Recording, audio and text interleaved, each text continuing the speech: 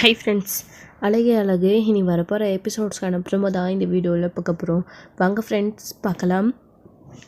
மதி அவங்க வீட்டில் இருக்கிற மாதிரியும் நினைக்கல. கல்யாணம் ஆகி இங்கே வந்துட்டோம், இங்கே இவ்வளோ நேரம் தூங்குறமே தப்பாக நினச்சிப்பாங்க அப்படின்னு நினைக்கல.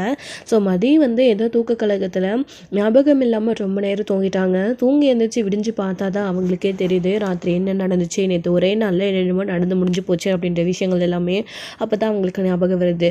அதுக்கப்புறம் மலர் எப்படியும் அப்படி இப்படின்னு பேசி மதியை கூட்டிகிட்டு போயிட்டாங்க.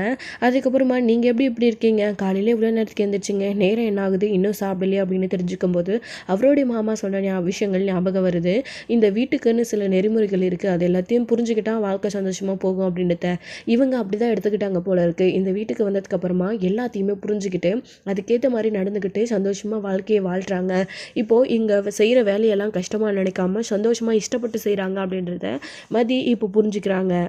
அதுக்கப்புறமா ராகவி கிட்ட போதும் போதும் நீ வாயானது, ஸ்கூலுக்கு நேரம் ஆகுது, கிளம்பு அப்படின்னு சொல்லிட்டு சித்தார்த் இவளை கூட்டிகிட்டு போய் ஸ்கூலில் விட்டுட்டு வந்துடும் அப்படின்னு சொன்னதும் கூட்டிகிட்டு போய் ஸ்கூலில் விட்டுட்டு வரதுக்காக வண்டி எடுத்துகிட்டு கிளம்பிடுறாங்க. சித்தார்த் அதுக்கப்புறமா அவங்க காலேஜுக்கு போகிறேன்னு சொல்லிட்டு ஸ்ருதியுமே காலேஜுக்கு கிளம்பிடுறாங்க. பாய் சொல்லிட்டு எல்லாருக்குமே லஞ்ச் கட்டி கொடுத்து, பிள்ளைக்கும் ஸ்கூல் லஞ்ச் கட்டி கொடுத்து, அவரோட ஹஸ்பண்ட்க்கும் லஞ்ச் கட்டி கொடுத்து, சுரேஷ்க்கும் இப்போ கட்டாமல் இப்போ மட்டும்தான் டிஃபன் பாக்ஸ் காலியாக இருக்குது. அப்போது இது எல்லாத்தையுமே பார்த்துட்டு மதி கேட்க செய்கிறாங்க.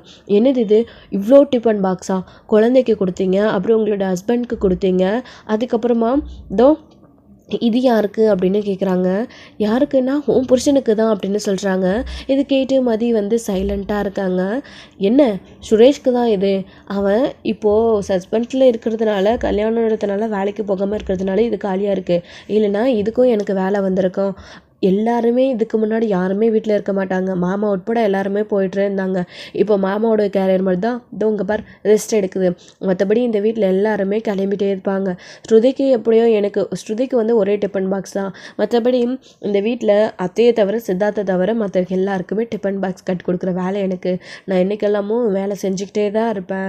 என்னடா அப்படி சொல்கிறாளே அப்படின்னு நினச்சி பயந்துராத, இதை பழகி போச்சு, எனக்கு சந்தோஷமாக இருக்குது, இப்படியே வாழ்க்கை லைஃப்பும் ஓடிடுது அப்படின்னு சொல்கிறாங்க.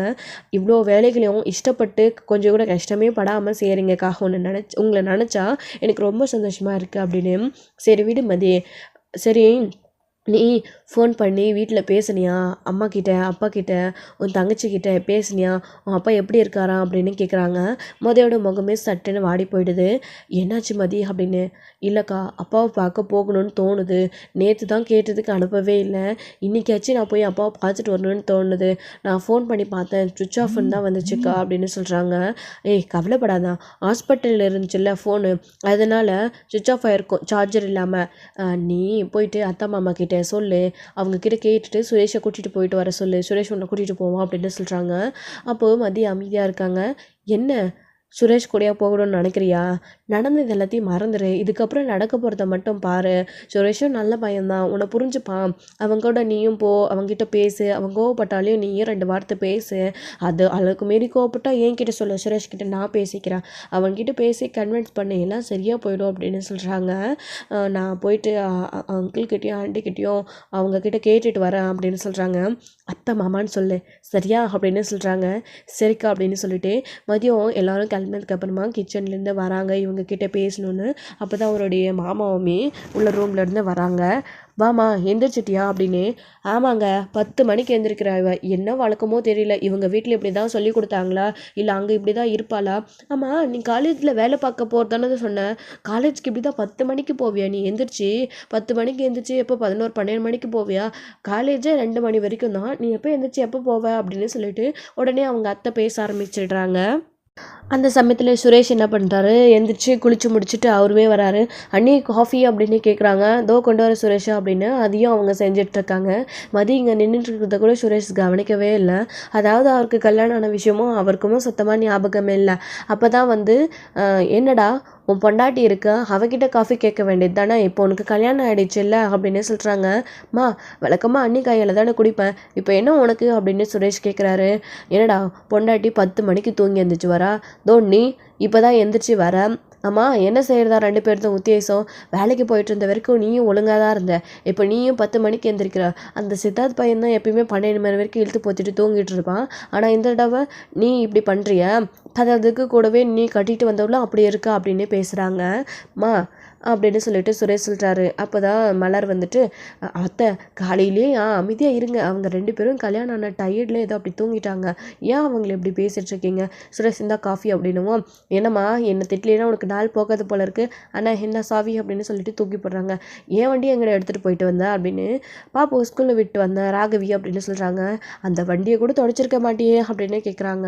அந்த பழக்கெல்லாம் நமக்கு இல்லைண்ணே, நம்மெல்லாம் சொந்தமாக என்றைக்கு வண்டி வாங்குறோமோ அன்னைக்கு பழன்னு தொடச்சிக்கலாம் அப்படின்னு. பாத்தியம்மா இவனை அப்படின்னு சொல்லிட்டு, நான் ஒன்று கேட்டா ஆனாளுக்கு ஒன்று பேசிகிட்டு இருக்கீங்க அப்படின்னு சொல்லிட்டு இருக்காங்க. மதியம் எல்லாத்தையுமே பார்த்துட்டு இல்லை அத்தை சாரி, நான் எப்போயுமே சீக்கிரம் எந்திரிச்சிருவேன், இன்றைக்கி தான் கொஞ்சம் டயர்ட் ஆகிடுச்சு அப்படின்னு சொல்கிறாங்க. இதை நீ ஏற்கனவே சொல்லிட்டியே அப்படின்னு. இல்லை நான் இனிமேல் காலையில் சீக்கிரமாக எந்திரிச்சிடுவேன், அலாரம் வச்சுட்டு சீக்கிரம் எந்திரிச்சிட்றேன், நாளையிலேருந்து இது தப்பாக பண்ண மாட்டேன் அப்படின்னு சொல்கிறாங்க. சரி விடு, அதுதான் புது பிள்ளை அப்படி பண்ணிடுச்சு, நாளையிலேருந்து சீக்கிரம் எந்திரிக்கிறேன்னு சொல்லிட்டு அல்ல மதி, எதுக்கு இப்போ திரும்ப திரும்ப அதையும் பேசிகிட்டு இருக்கா அப்படின்னு அவரோட ஹஸ்பண்டு சொல்கிறாரு. ஆமாப்பா அப்படி சொல்லுங்கள் அப்படின்னு பாக்கியராஜ் வந்து நிற்கவும் மலர் பார்த்து முறைக்கிறாங்க. எனக்கு சப்போர்ட் பண்ணாதவர் இப்போ அடிக்கடிக்கு மதிக்கு சப்போர்ட் பண்ணுறாங்க அப்படின்ற கோவத்தில் அவருமே அமைதியாகிடுறாரு. சரி எனக்கு லஞ்சு ரெடியாக நான் கிளம்பட்டுமா அப்படின்னு கேட்குறாங்க. அப்போ தான் நான் ஹாஸ்பிட்டலில் அப்பா இருக்காருல்ல அவரை போய் பார்த்துட்டு வரட்டும் அப்படின்னு சொல்கிறாங்க. அதாவது வரணும்னு கேட்குறாங்க. இல்லைம்மா இன்றைக்கா, இல்லையே என் கூட வேலை செய்கிறவங்கெல்லாம் வீட்டுக்கு வரதா சொல்லியிருக்காங்க, நீ வீட்டில் இருந்தால் அவங்க உன்னெல்லாம் பார்ப்பாங்க. சுரேஷே எங்கள் வெளியில் கிளம்புறான் போல இருக்குது, சுரேஷை அவங்களுக்கு பார்க்க வேண்டிய அவசியம் இருக்காது, அவனை நிறைய தடவை பார்த்துட்டாங்க, ஆனால் ஒன்றை இது வரைக்கும் யாரும் பார்த்துருக்க மாட்டாங்கல்ல அதான் அப்படின்னு சொல்கிறாங்க. இல்லை ப்ளீஸ், நேற்றே நான் போகிறேன்னு சொன்னேன், நீங்கள் விடலை, இன்றைக்காச்சும் நான் போயிட்டு வரேன் அப்படின்னு சொல்கிறாங்க. என்னடி மாமா அவ்வளோ தூரம் சொல்கிறாரு, நீ போயிட்டு வரேன்னு சொல்கிற. ஆமாம் நீ இப்போ எதுக்கு இப்போது எங்ககிட்ட பர்மிஷன் கேட்குறியா இல்லை ஆர்டர் போடுறியா அப்படின்னு சொல்கிறாங்க. அப்போ தான் சொல்லுமா அத்தை கேட்குறாள்ல, நீ போயிட்டு வரட்டுமான்னு கேட்குற மாதிரி தெரியலையே, போயிட்டு வரேன்னு சொல்கிற மாதிரி இல்லை இருக்குது அப்படின்னு சொல்கிறாங்க. இல்லை தப்பாக நினச்சிக்காதீங்க, அவரை போய் பார்க்கணும், ஃபோன் பண்ணாலும் சுவிட்ச் ஆஃப்னு வருது, நான் அவரை பார்த்தே 2 நாள் ஆகுச்சு, அட்லீஸ்ட் போயிட்டு ஹாஸ்பிட்டலில் ஒரு 8 பார்த்துட்டாச்சு வந்துடுறேன், உடனே வந்துடுவேன், லேட் பண்ண மாட்டேன் அப்படின்னு சொல்கிறாங்க.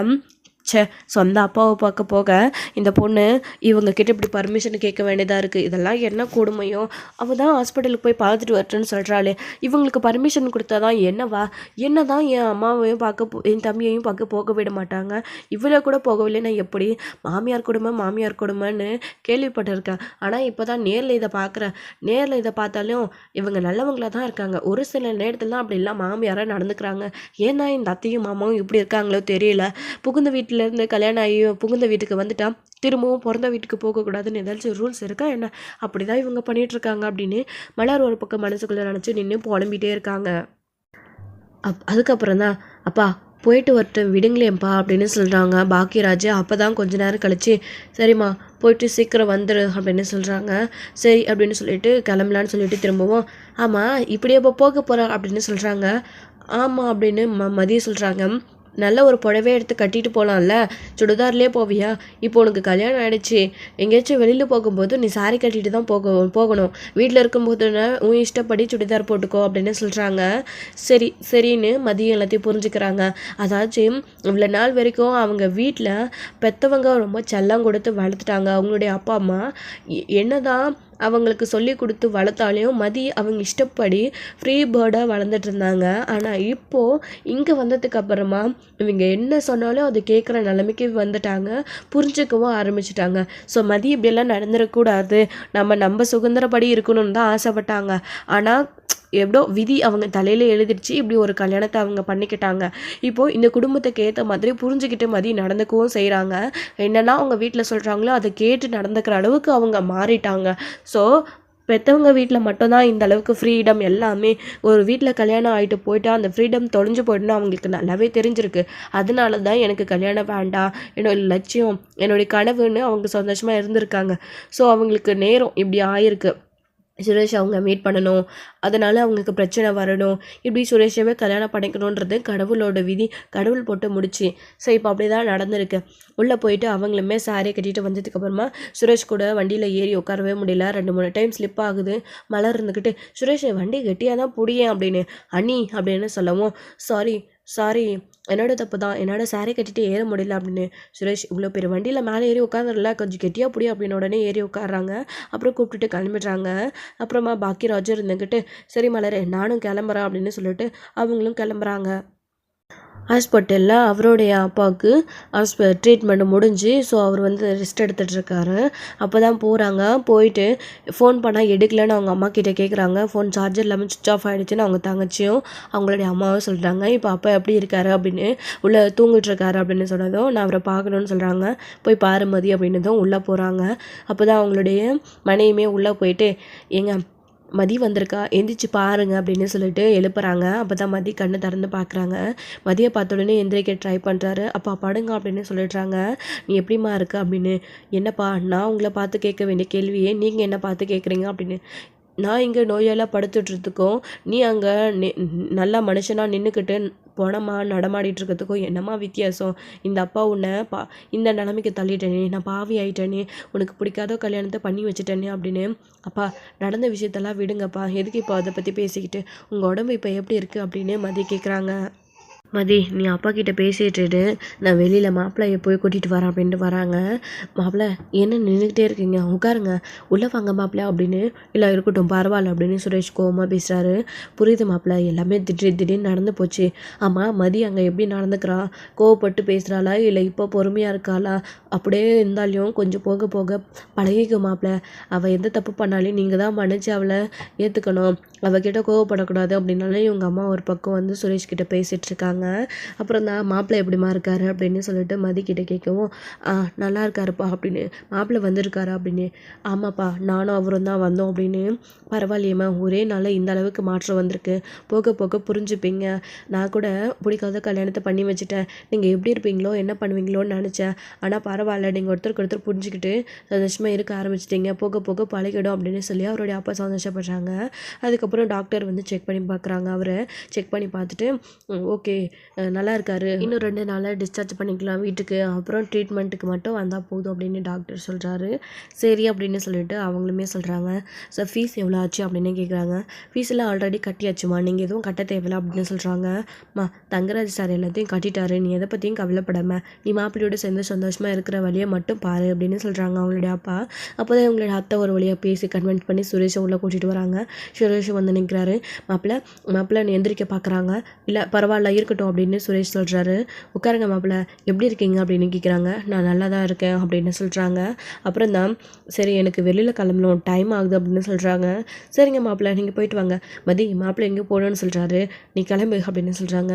அப்பா உடம்பை பார்த்துக்கப்பா, பத்திரமா இருங்கப்பா அப்படின்னு அவங்க தங்கச்சி அவங்க அம்மா கிட்டலாம் பேசிட்டு ஸோ கிளம்பலான்னு சொல்லிட்டு திரும்பவும் கிளம்பி வராங்க. ஸோ பேரண்ட்ஸ் கிட்ட கல்யாணத்துக்கு அப்புறம் பார்த்திங்கன்னா 5 நிமிஷம் கூட நின்று ஒழுங்காக பேச முடியல.